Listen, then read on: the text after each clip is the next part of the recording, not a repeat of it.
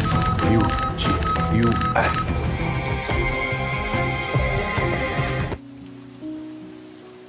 Yang namanya juga hidup, pasti ada aja masalah yang datang yang suka bikin kita merasa lelah banget menghadapinya. Tapi kita harus yakin dan percaya bahwa segala lelah, sabar, dan sakitnya kita pasti suatu saat nanti akan tergantikan dengan kebahagiaan.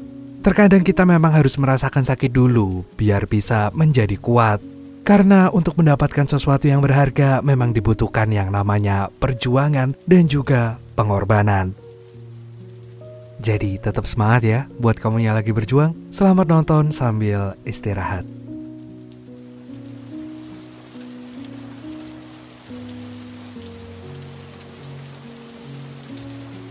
Cowok ini namanya Su Yuan. Ia adalah seorang tukang servis elektronik yang tiap harinya hobi banget minum-minum sendiri sampai mabuk.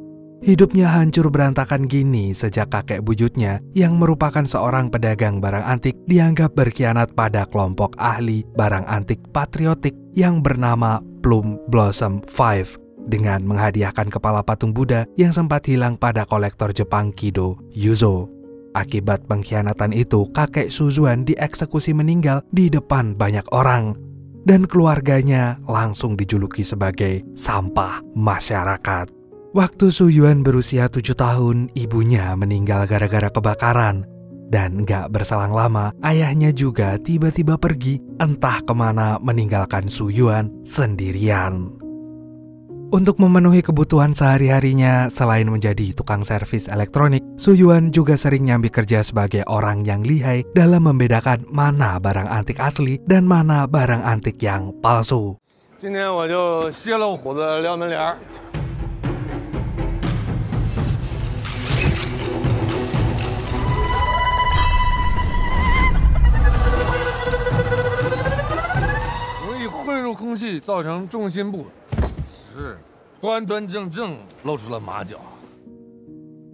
Su Yuan biasanya mengelabui orang-orang dengan mengatakan barang antik yang asli ini adalah barang antik yang palsu agar ia bisa membeli yang asli dengan harga semurah-murahnya yang kemudian akan Su Yuan jual dengan harga yang sangat tinggi. Meski begitu, Su Yuan gak pernah menggunakan uang itu untuk mengisi perutnya yang keroncongan, melainkan ia menggunakannya untuk bayar sewa kosnya. Suatu hari pas sepulang kerja, Su Yuan dikagetkan dengan kedatangan seorang wanita bernama Yan Yan. Ia adalah cucu dari ketua Plum Blossom 5 yang selalu dipandang sebelah mata sama kakeknya sendiri. Tujuan Yan Yan menemui Su Yuan untuk mengajak tuh cowok pergi ke suatu tempat. Tentu saja Su Yuan menolak ajakan itu. Ia sampai kapanpun gak akan pernah sudi berurusan dengan orang yang udah membuat keluarganya hancur berantakan. Namun Su Yuan seketika berubah pikiran saat Yan Yan memberitahu kenyataan kalau ayahnya yang selama ini pergi entah kemana ternyata telah meninggal dunia. Seminggu yang lalu ayah Su Yuan mengalami kecelakaan yang sangat tragis. Su Yuan tiba-tiba teringat dengan kenangan bersama sang ayah semasa masih bersama. Meski sempat kesal dengan ayahnya, tapi Su Yuan berharap mereka tetap bisa bertemu. Su Yuan terbayang ayahnya sedang main Go. Seakan-akan Su Yuan gak boleh menyerah, karena kalau sampai Su Yuan menyerah, sang ayah gak akan pernah memberikannya permen. Di kamar jenazah, polisi menyerahkan sebuah koin yang dipegang oleh ayah Su Yuan sebelum ayahnya mengembuskan nafas terakhirnya. Di sisi lain, seorang wanita Jepang yang bernama Kamakido mengumumkan ke konferensi pers yang diadakan oleh Plum Blossom 5 kalau akan mengembalikan kepala patung Buddha sesuai dengan wasiat terakhir dari kakeknya, yaitu Yuzo Kido.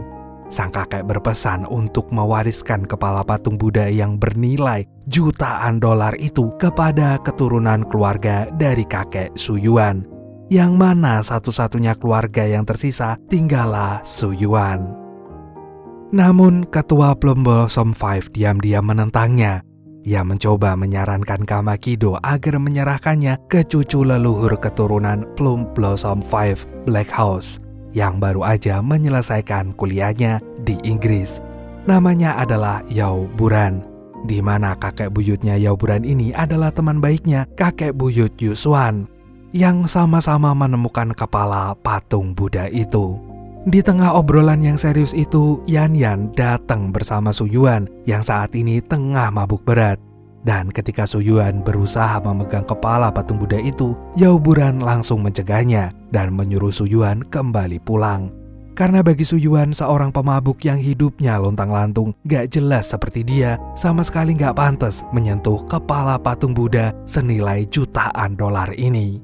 Gak terima dirinya terus-terusan dihina, Su Yuan menantang Yao Buran adu kemampuan siapa yang paling jago dalam membedakan keaslian sebuah barang antik.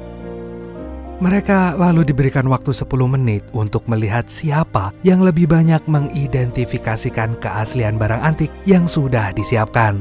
Dan yang maju pertama kali adalah Yao Buran. Di saat Yao Buran menjelaskan analisanya pada sebuah barang antik, Su Yuan malah tertidur hingga membuat orang-orang semakin meremehkan Su Yuan yang dinilai gak akan pernah bisa membedakan satupun mana barang antik yang asli dan mana yang palsu. Namun begitu tiba gilirannya, Su Yuan langsung membungkam orang-orang yang merendahkannya. Dan pertandingan pun terasa semakin sengit. "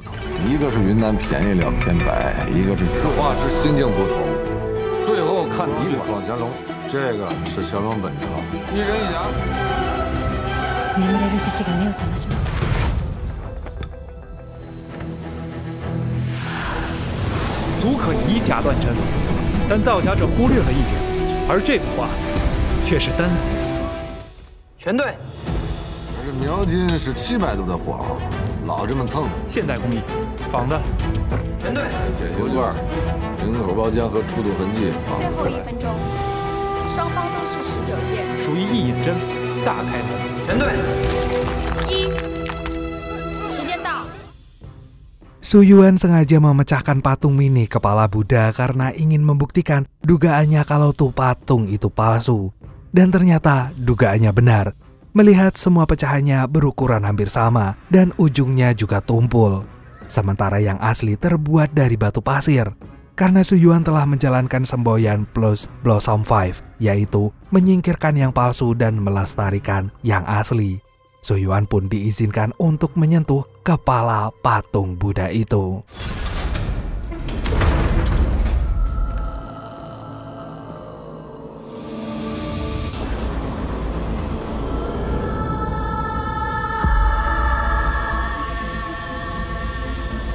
魔法相左都是唐代风格，唯有顶取出质地偏软的谢羽纱，很容易和真正的风化纹混淆，留下来。 Sesaat setelah menyentuh kepala patung Buddhanya, Su Yuan yakin 100% kalau kepala patung Buddha itu palsu. Dan sebuah fakta yang sebenarnya terkuak bahwa sebelumnya ayah Su Yuan pernah mengirimkan surat ke Kamakido kalau kepala patung Buddha itu memanglah palsu. Kemungkinan besar ayah Su Yuan sengaja dibunuh karena mengetahui kenyataan tersebut. Mendadak Su Yuan teringat dengan koin ayahnya yang sepertinya bisa menjadi petunjuk untuk menemukan kepala patung Buddha yang asli. Untuk itu Kamakido pun meminta Su Yuan mencari kepala patung Buddha yang asli. Karena itulah satu-satunya cara yang bisa Su Yuan gunakan untuk memulihkan nama baik keluarganya yang selama ini dicap sebagai pengkhianat negara. Rupanya ketua Plum Blossom 5 juga telah mengetahui kalau kepala patung Buddha itu ternyata palsu. Ia lalu meminta Yao Buran mencari yang asli. Jika berhasil, ketua berjanji mengembalikan Yao Buran sebagai bagian dari anggota Plum Blossom 5. Awalnya Yao Buran gak percaya, tapi setelah ia memeriksanya langsung, ia pun jadi percaya bahwa patung Buddha itu adalah palsu. Sementara itu Su Yuan baru aja pulang. Seorang preman tiba-tiba datang ke kosannya.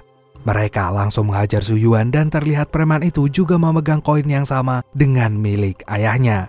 Gak lama kemudian mereka pun membakar habis kosan Su Yuan.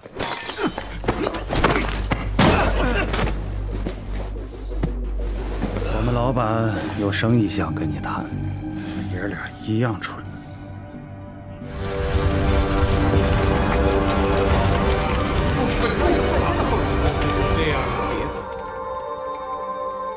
小玩意儿，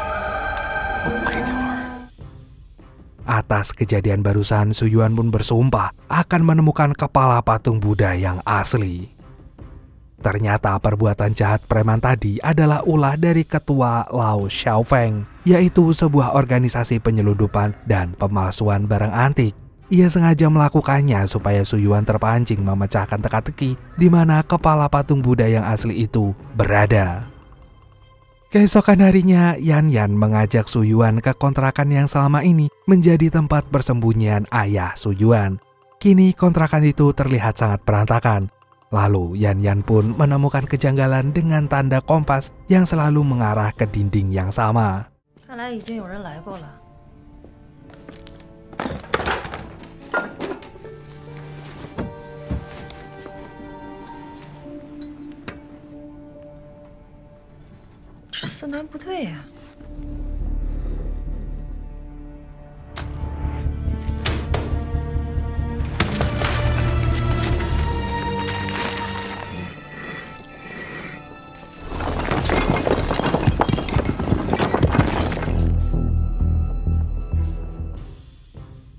Dan betapa kagetnya Su Yuan saat mendapati di balik dinding itu ternyata ada banyak sekali benda antik yang rupanya ayah Su Yuan gunakan sebagai petunjuk.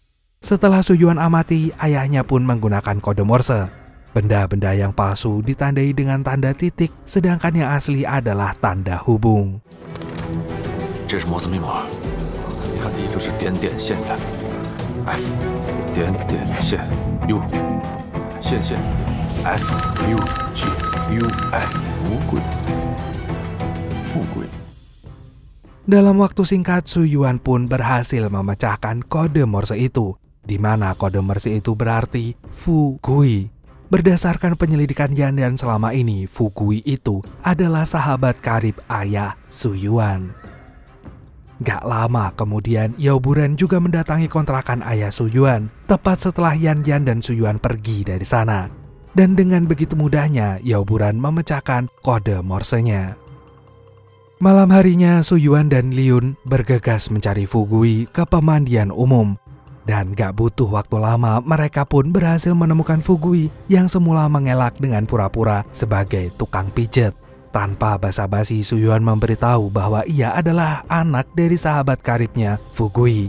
Fu Gui cerita kalau baru sebulan yang lalu ia dan ayah Su Yuan bertemu. Pada pertemuan itu, ayah Su Yuan memberinya cermin perunggu yang banyak gambar burungnya.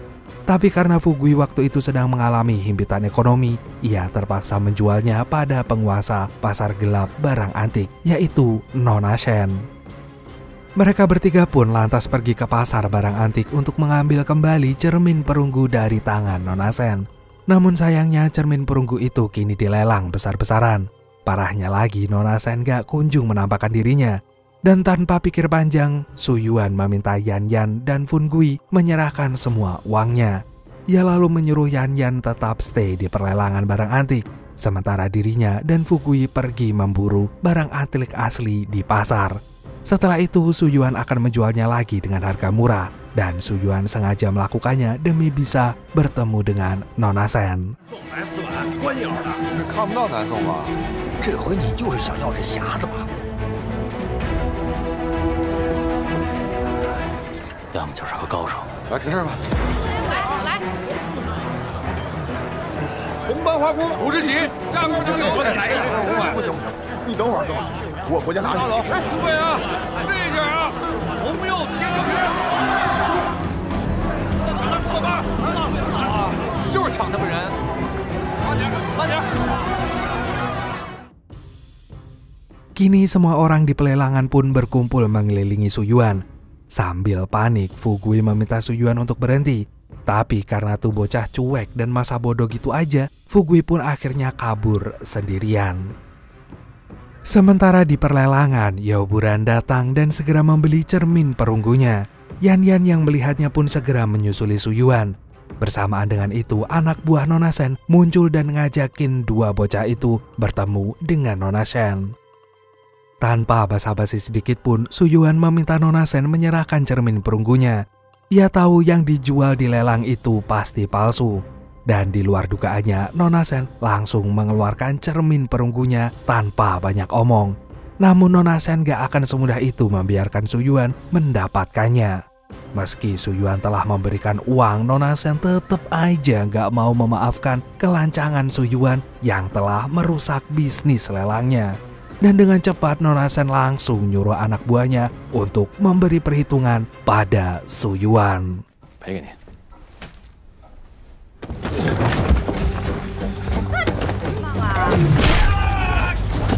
后面再开黑猫警长啊！妈妈一会儿回去跟你配合。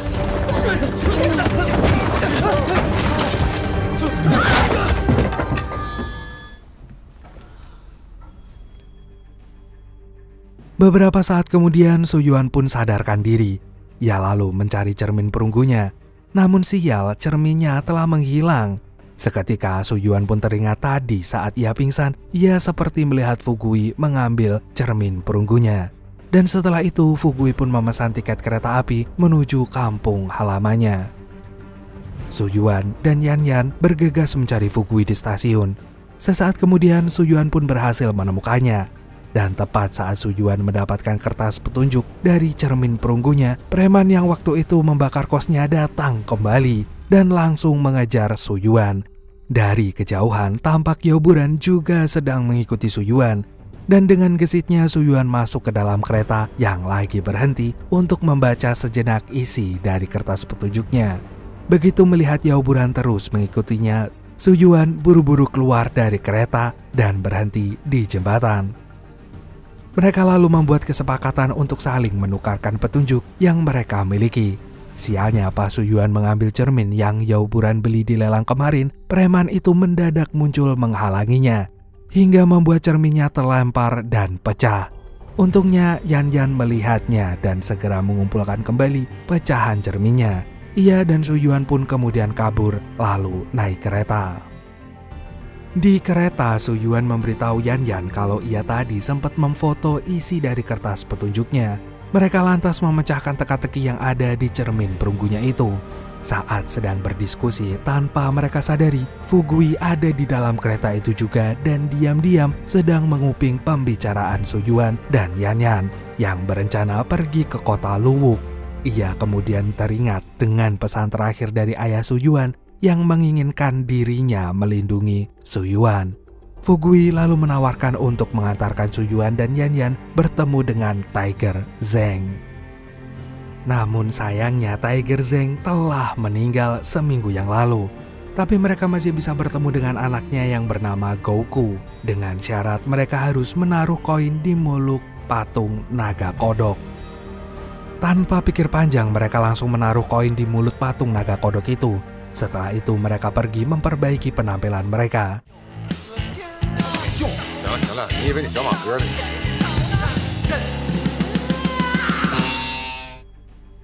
Ketika Fugui lagi ganti baju, Su Yuan dan Yan Yan sengaja meninggalkannya gara-gara mereka nggak ingin melibatkan Fugui dalam bahaya. Sekembalinya ke patung naga kodok, koinnya udah nggak ada. Itu artinya Guoku telah mengambilnya. Su Yuan dan Yan Yan kemudian diajak ke suatu tempat sambil naik sebuah bus. Di pertengahan jalan barulah Gouku menampakkan dirinya. Di situ Su Yuan mengaku-ngaku kalau ia dan Yan Yan adalah orang dari Lao Xiaofeng yang ingin menjalin kerjasama sebagai rekan bisnis yang menguntungkan. Sesampainya dia di sebuah desa, Su Yuan dan Yan Yan kaget bukan main saat melihat semua warga berkumpul di sana. Dan kekagetannya semakin menjadi saat melihat Yao Buran udah lebih dulu ada di sana, yang juga mengaku-ngaku sebagai bagian dari Lao Xiaofeng. Dan dengan sangat terpaksa, Su Yuan dan Yao Buran berakting menjadi adik kakak. Awalnya Gouku mempercayainya, ia bahkan mengajak mereka makan malam bersama. Namun di sela-sela makan dengan sangat mengejutkannya, Gouku memerintahkan para anak buahnya menodongkan pisau ketiga bocah itu. Dan di saat yang bersamaan, Fugui datang dan berpura-pura menjadi ayah dari Su Yuan, Yao Buran, dan juga Yan Yan. Kebetulan Gouku ini kenal dengan Fugui. Dan seketika Gouku teringat kalau sebelum ayahnya meninggal, ayahnya itu pernah pergi ke bukit bersama ayah Su Yuan. Melihat Goku sekarang mabuk berat, Yan Yan pun memanfaatkan kesempatan itu untuk mengambil kunci pintu-pintu yang ada di bukit. Ia lalu memberikannya kepada Su Yuan saat Goku mengajak foto bersama. Selesai foto, Yan Yan mengalihkan perhatian Goku dengan menemaninya minum-minum. Sementara itu, Su Yuan bergegas ke bukit yang kemudian disusul oleh Yao Buran. Dan betapa kagetnya mereka saat mendapati ada 12 pintu yang harus dibuka. Untuk mempersingkat waktu, mau nggak mau mereka pun bekerja sama membuka pintunya dengan membagi rata kuncinya.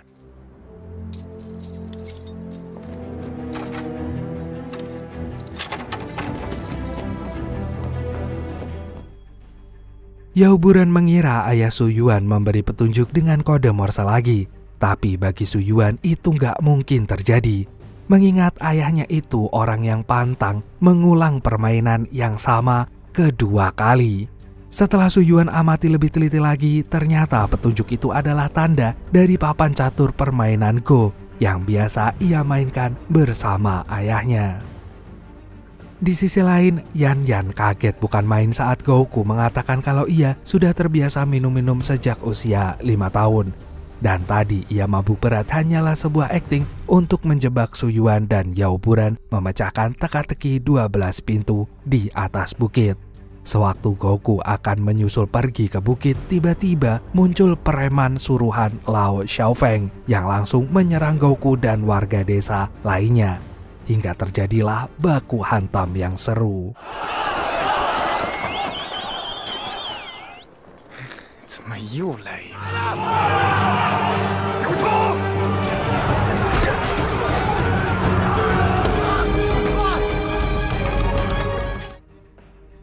Sementara yang terjadi dengan Su Yuan dan Yao Buran, mereka masih aja sibuk memecahkan petunjuk yang ada. Beberapa saat kemudian Goku datang sambil menyandra Yan Yan. Ia kemudian ngajakin Su Yuan dan Yao Buran pergi ke kuil Jigong untuk memecahkan petunjuk selanjutnya. Di sana mereka menemukan peta dari rumah bintang-bintang 28. Goku lalu menaruh kunci peninggalan ayahnya di atas peta itu. Dan yang terjadi kemudian,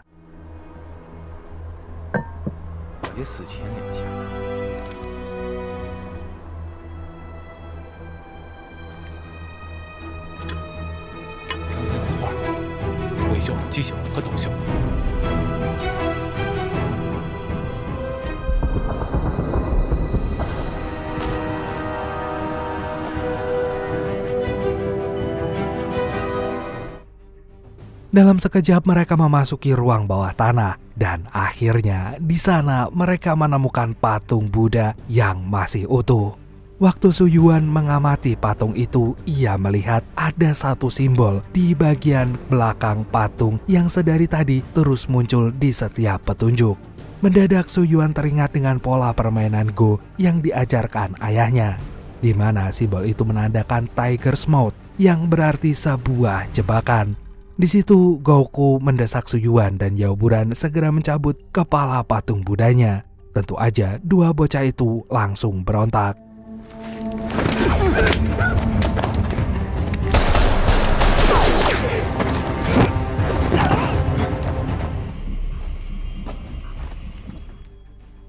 Dan ketika situasi udah terasa aman, Goku pun langsung mencabut kepala patung Budanya. Su Yuan yang melihatnya berusaha menghalanginya sampai akhirnya Goku malah tertembak oleh anak buah Lao Xiaofeng yang kini sedang menyandra Fugui. Dan ternyata Yao Buran benar-benar bagian dari Lao Xiaofeng. Tanpa butuh waktu lama, Yao Buran mengambil kepala patung Budanya dan bergegas pergi meninggalkan ruang bawah tanah yang saat ini mulai bergetar seperti ada gempa bumi. Sementara itu, Su Yuan, Yan Yan, dan Fugui masih tertahan di ruang bawah tanah itu karena anak buah Lao Xiaofeng masih terus mengeluarkan tembakan. Melihat ada pistol di dekatnya, Fugui pun langsung mengambilnya dan membalas mengeluarkan tembakan ke anak buah Lao Xiaofeng.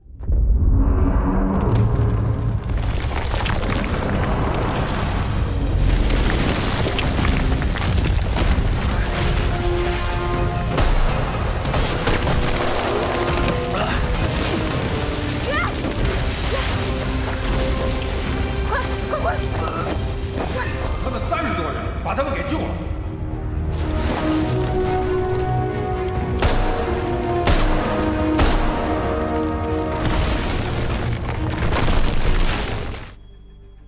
Dan syukurnya alhamdulillah Su Yuan, Yan Yan, dan Fu Gui selamat dari runtuhan yang begitu dahsyat itu. Su Yuan secara nggak sengaja menemukan sebuah petunjuk agar mereka bisa lekas keluar dari ruang bawah tanah itu.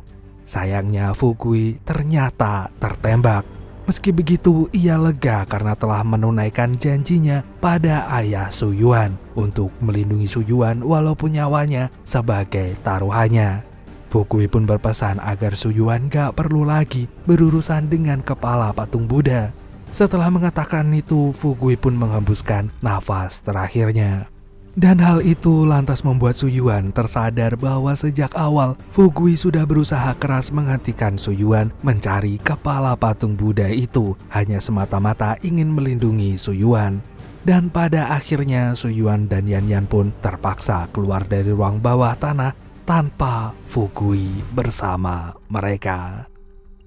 Saat Su Yuan dan Yan Yan berhasil keluar dari ruang bawah tanah itu, Su Yuan masih gak habis pikir kenapa ayahnya sengaja mengarahkannya ke lokasi yang penuh jebakan itu kalau akhirnya harus seperti ini. Su Yuan lantas mulai mengingat kembali semua petunjuk dari awal sampai saat ini dan ia pun menemukan jawabannya.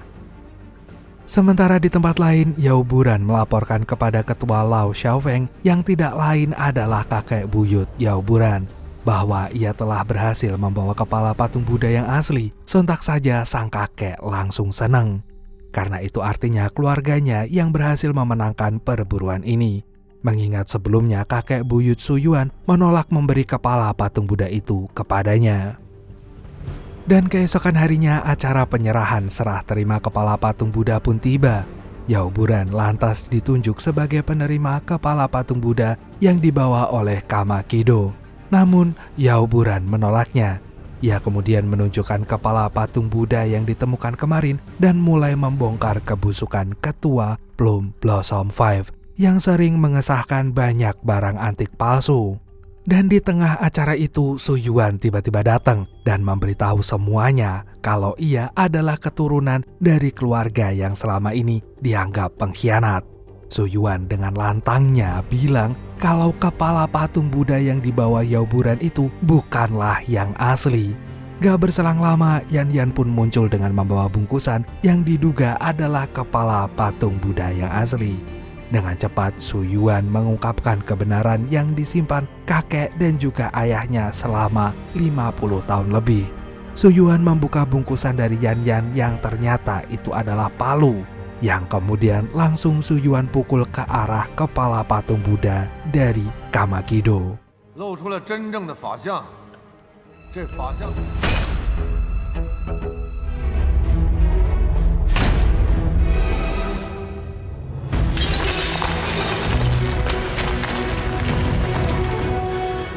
这就是我们许的人。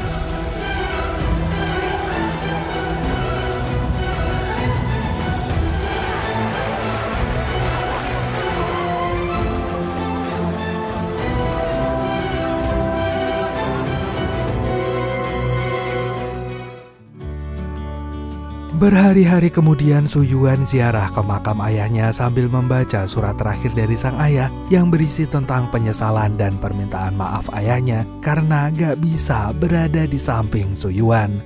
Ayahnya hanya ingin melihat Su Yuan hidup normal seperti anak seusianya walaupun ia harus merelakan kehilangan waktu bersama dengan Su Yuan.